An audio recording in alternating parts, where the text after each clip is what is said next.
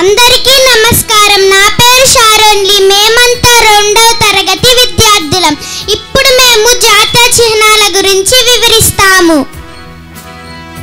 మన జాతీయ పక్షి నెమలి. ఇది పక్షులన్నిట్లో చాలా అందంగా ఉంటుంది.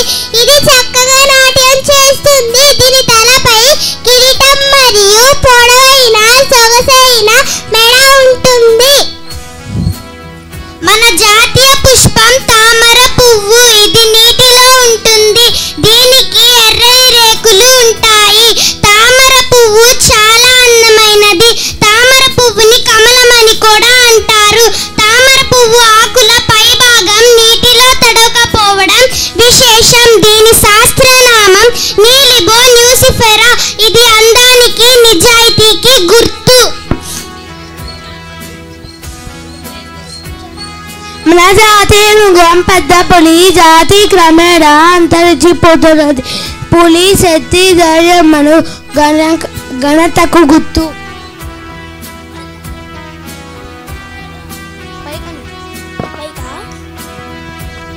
జాతీయ జెండా 3 రంగుల జెండా.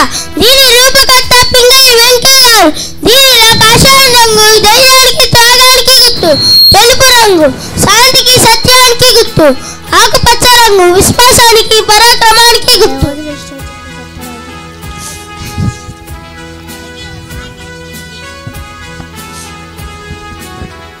జాతీయ ముద్ర. మన జాతీయ ముద్ర 3 సింహాలు. 4వ సింహం వెనక ఉంటుంది.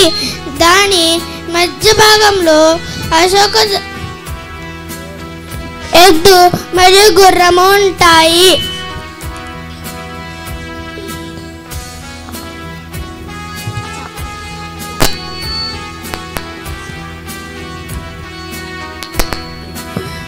గుర్రము ఉంటుంది. అది వేగానికి గుర్తు. కుడివైపు ఎద్దు ఉంటుంది. అది స్థిరత్వానికి గుర్తు. దాని మధ్య భాగంలో అశోక ధర్మ చక్రము ఉంటుంది.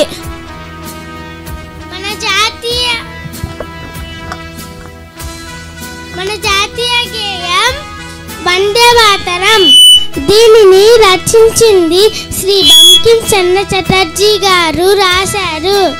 ఇది మన భారత జాతి ఔన్నత్యాన్ని చాటి చెబుతుంది. మన జాతీయ గీతం జనగణమన. దీన్ని శ్రీ రవీంద్రనాథ్ ఠాగూర్ రచించారు. ఇవి మన జాతీయ చిహ్నాలు. అందరికీ ధన్యవాదములు.